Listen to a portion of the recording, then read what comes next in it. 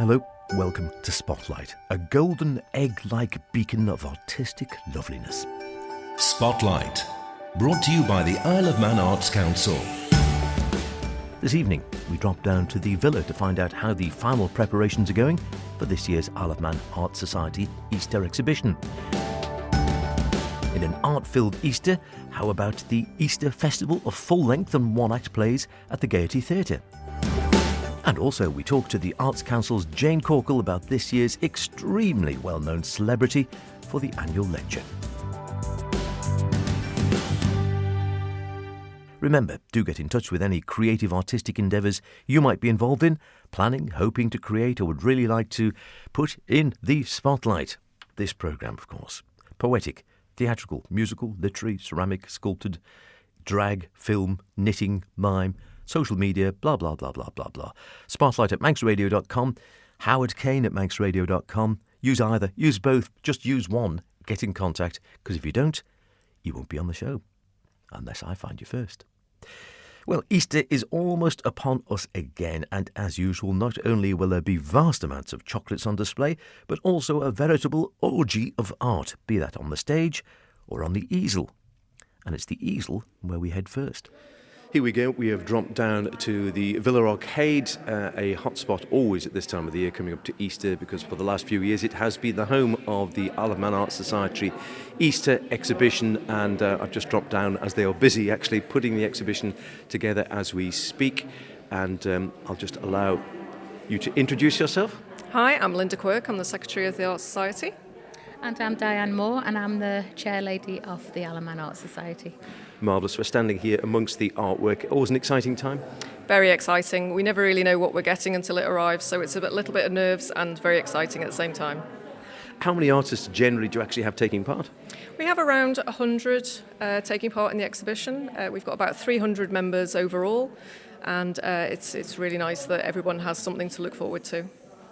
It's something I've been saying. You've been down at the Villa for, I'm trying to think, how many years now? I think this is our 4th year back at the Villa, but we used to do it many years ago until we moved and tried a few different options, but we really like our home in the Villa Marina. And we were just saying, as I was having a very quick glance down at some of the wonderful artworks here, this is all new artwork. It is. Every piece of art is new work, which hasn't been exhibited anywhere else on the island.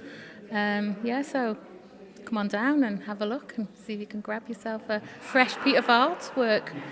So is the vast bulk of the work here for sale? Everything. There's a couple of, maybe, I think all the artists can exhibit up to 50% of their work can be not for sale, but most of it that's here, there's only a couple of artists that have got not for sale. I'd say 90% of it's for sale. There's probably a handful, but those pieces are definitely worth coming and having a look anyway and appreciating the artwork. Do you have a theme ever, or is it always just a case of anything goes? So this year we're again celebrating the UNESCO, and if you have a look around you can see that most of the artists have taken inspiration from various points around the island, and so we tie in quite nicely with that. Ramsey Krukal are sponsoring us again this year, and we'd like to thank them. We appreciate their support.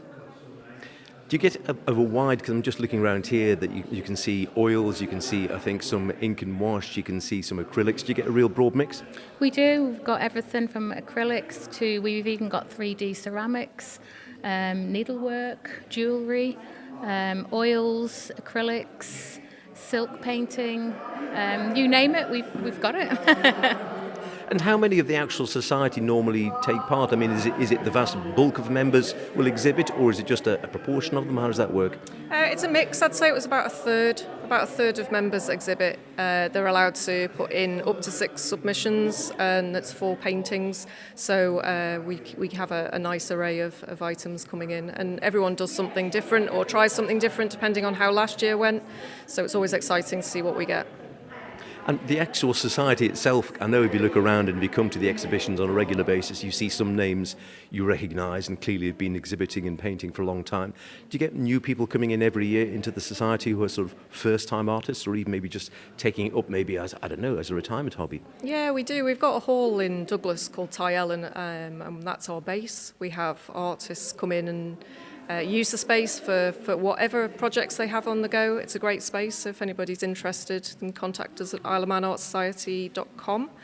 The nice fact we've got this year is that our raffle prize is donated by Catherine James, who's quite a renowned artist on the island.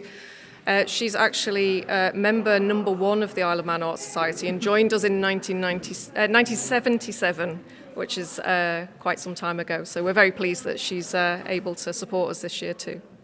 And do you think anyone can actually make art? Because I always feel I don't have an artistic bone in my body, and I know I do have some friends who have come along and taken up art of some kind, whether it's watercolours, whether it's sketching, much later on in life. Do you think anyone can produce art, or is it something that you have a latent skill which just needs tapping into? I think everybody's got it in them. I'd never ever painted or drawn or done anything, and I joined the Art Society 20 years ago. And I learnt a lot of my skills from the other members who passed on their knowledge and skills. So yeah, everyone I think has got it in them. Do you think, Lindsay? Yeah. Absolutely, come and have a go. Yeah. And so will people support you if you go along and you go along? You say, you know what, I've never drawn before in my life. Could people turn up at the society and say, right, can someone start me off in the right direction? Yeah, we've got lots of people who really like passing on their knowledge and help you, and you'll find that you get inspiration just by sitting with these people. So it's a good space to come for if you want to learn any art. It's a terrific looking exhibition. I'm not going to give too much away because I know it's just being set up now, putting the finishing touches. You better give us the dates and times, and people want to come along, have a look at the wonderful art on display. And as always, by the looks of it, there is something for everyone, whether you like something more abstract, whether you like pastels, whether you like watercolours, whether you like animal paintings. There's something for everyone, quite literally, I think, going round. So people want to come and take a look, what can they do? Yeah, please do come and see us. We're in the Villa Marina arcade. We're here from the Friday the 29th, so we're here all Easter weekend till Monday the 1st of April, and we're open 10 till 6 p.m. It's free admission, and we've got a fantastic raffle, so please come and see us. And if people do fancy a piece of artwork while they're there, can they sort of reserve it on the spot, as it were? Yeah, we encourage everyone to almost race for a red dot position. Everything that has already been sold, so if someone's beaten you to it, unfortunately it will have a red dot on already. But yes, we've got lots of people from the committee here to help for sales, so yeah, please grab anyone and have a chat about a painting. Terrific. It looks wonderful as ever. I'm looking forward to coming down and seeing it and having time to wander around. Best of luck. Thank you very much. Thank you. It's always a wonderful exhibition. There really is something for all tastes, and for that matter, pockets. What better way to spend an hour or two this Easter? It's bound to be raining. Spotlight, brought to you by the Isle of Man Arts Council. Now, while I was having a sneak peek of the art, I also called into the headquarters of the Isle of Man Arts Council. Though if you're really interested, it was actually the other way around, to have one of our regular catch-ups with the Arts Development Manager, Jane Corkle, and she had some exciting news about who they'd lined up for their annual Arts Council lecture, which takes place at the end of the summer. None other than the evergreen and universally popular Joanna Lumley. I suggested to Jane this would undoubtedly prove popular.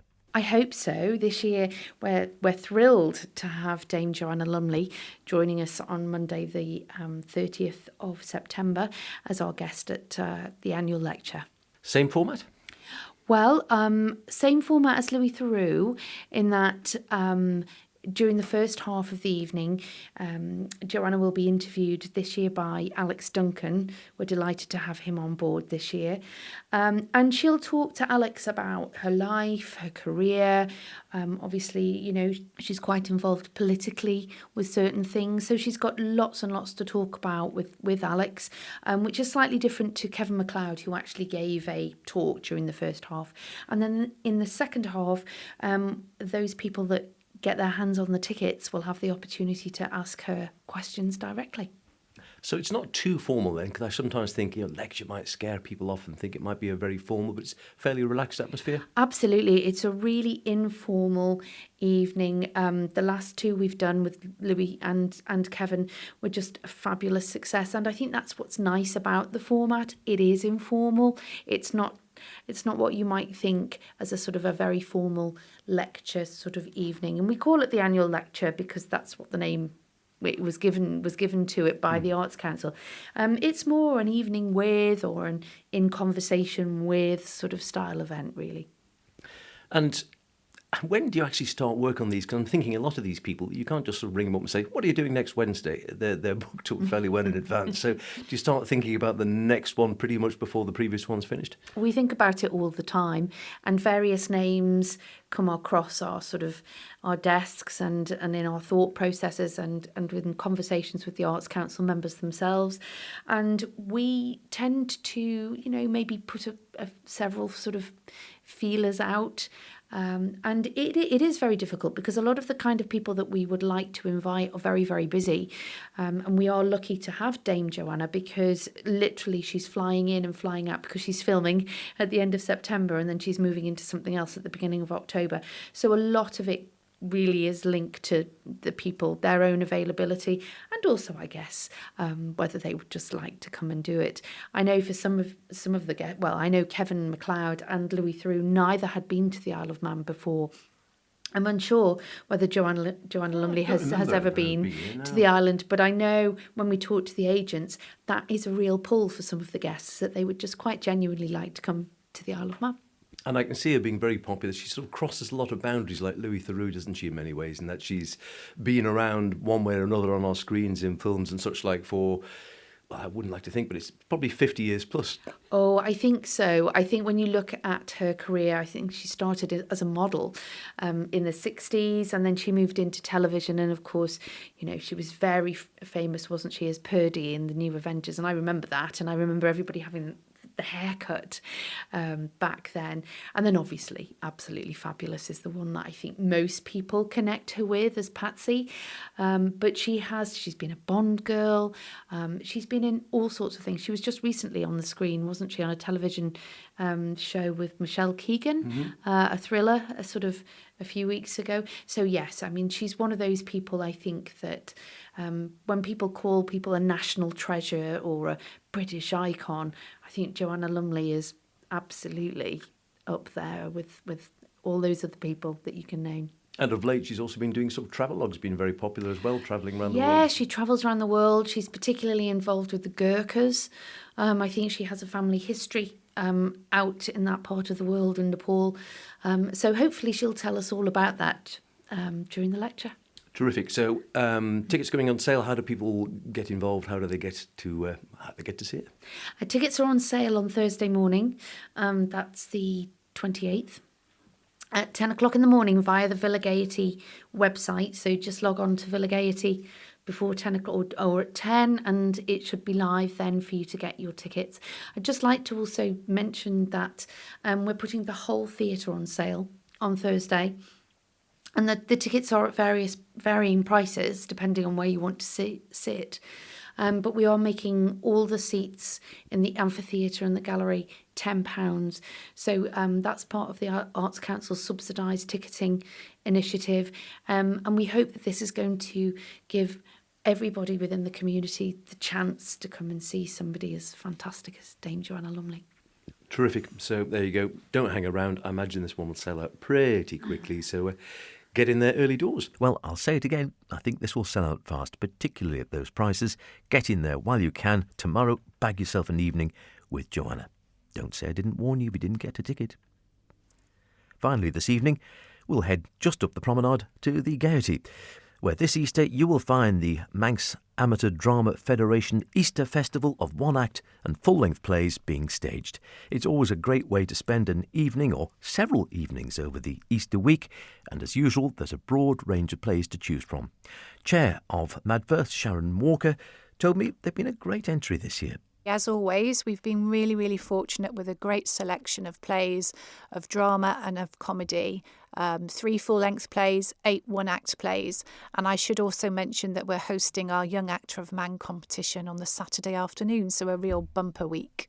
So the plays are being put on or staged by people from the Isle of Man and off the Isle of Man, or all on the Isle of Man for this?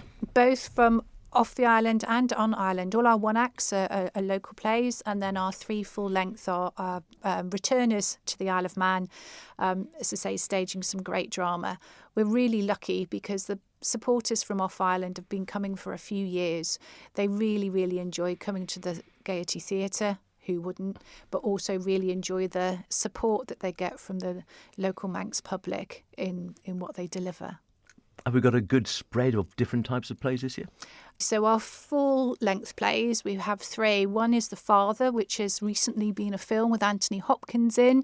One is the classic 1984. I don't really need to say any more about that. Yeah, I didn't realise it was a stage play. Yes, it is. And the company that are putting it on put on a fantastic production of Waiting for Godot last year, which I really, really enjoyed. So I am very excited about seeing what they do with that. And then finally, the other play is Lilies on the Land, which is about the land girls in the Second World War. So some very high intensity topics across those 3 plays, but I have absolutely no doubt that they will be done superbly. And then our one-act plays are mainly comedies. We've got a couple of pinters, which perhaps you wouldn't describe as comedies, but some really, really great local theatre as well. And I see one of the pinters is The Dumb Waiter, which, funnily enough, I see that I think BBC have just discovered an old radio adaptation of that, which has just been sort of spruced up and they're putting out again on Sunday afternoon, actually. Absolutely. Now, it's actually the play that I'm directing this year in the festival. I'm a big Pinter fan. I've directed a couple, and we were really, really lucky, my husband and I, to see it in London with Danny Dyer and Martin Freeman in. And it was absolutely amazing, part of a Pinter festival.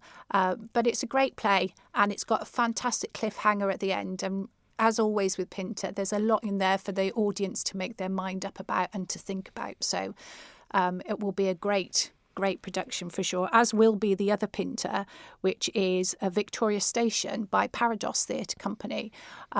Just a 2-hander with 2 great local actors, Jeff Pugh and Lorcan Mahoney in it. So it will, have no doubt, and directed by Tony Eccles. So I have no doubt that will be absolutely brilliant too. That would be brilliant. Adjudication-wise, the one adjudicator does both full length and one act? He is. He's going to be a very busy man because, as I say, he's also adjudicating the Young Actor of Man as well. So it's a gentleman called Chris Baglin, who we had over, I think, pre-COVID for the One Act Play Festival. Really great character from North Wales, former school teacher, magician. He's actually bringing his wife and his 2 children over for a holiday for the whole week as well. So he really enjoyed coming to the Isle of Man a few years ago, and so now he's bringing his whole family to enjoy the experience. Terrific stuff.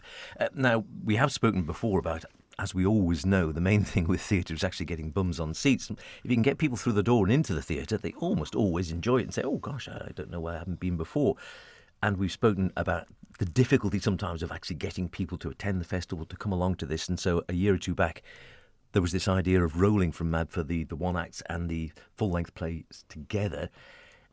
Has that been proving successful for you? We believe so. Certainly the last couple of years it has been, and obviously we shall see how this year goes. I think giving anybody the opportunity to be able to perform in the Gaiety Theatre is an absolute gift. And what you'll see, certainly for some of our local teams, is you have the service players who always perform in the Gaiety, but then you have people like Parados, people like Russian players who don't perform in the Gaiety normally. So, as I say, it gives them an opportunity to use that fantastic space. And again, gives the Manx public different people to see. I think sometimes as an audience, you can come to the theatre and see the same people all the time. So I think being able to see different people and, as I say, different productions has got to be a great opportunity for local people to see.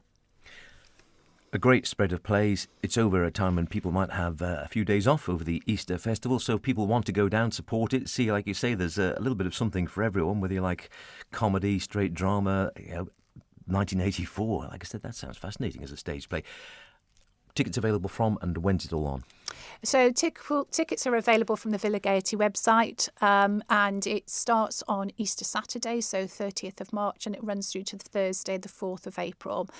You can buy a season ticket, which is only £77. So you get to see 11 plays for £77, which I think is quite good value for money. On the night, you can obviously buy them as well. So just £15 and £12 for concessions. And then the Young Actor of Man is at Ballacamine Studio on the Saturday afternoon, at 1 o'clock. And that's just £5 on the door. Now, our last Young Actor of Man was Ori Wilson, who is just soaring and going on to greater and better things all the time. So I'm really excited to see. We've got 8 entries this time. I'm really excited to see what they bring. So there you go. If you want an Easter as full of art as it is of eggs, you have plenty of chances to indulge yourself in both visual or art on canvas, performance on stage. Better still, do both. Now, before I go, I've just time to tell you of a wonderful new album out by local supergroup Truman Falls. It's released this Good Friday, I believe, and rather beautifully. It's inspired and all about Silverdale. That's right, the place those of a certain age will remember going to for the swing boats. Christy DeHaven asked Simon Ray from the band how it came about. It just actually came while I was in Silverdale, ironically, thinking I think I was on the second song for the album. I was just writing and I was in Silverdale and I thought it was kind of like Road to Damascus kind of hitting me thing and thinking, I could call this thing Silverdale because I'm actually writing songs here at the moment. So that's how it happened. So all the songs have a Silverdale connection, whether it be about it with the lyrics inside it or I was there while I was writing it. But the spirit is living through every song, and I'm currently doing a video with Dave where we're just doing walking footage of Silverdale. So you start your walk and then it's 36 minutes 24 seconds of just walking through Silverdale played with the music. That's such a lovely idea.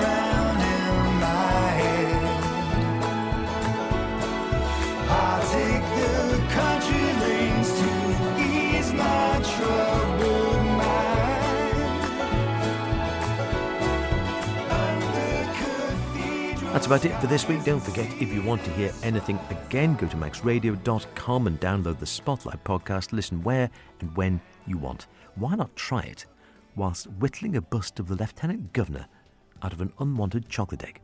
I'm sure he'd love it. See you next week. Until then, look after yourselves and whatever you're doing, be creative about it. Cheerio.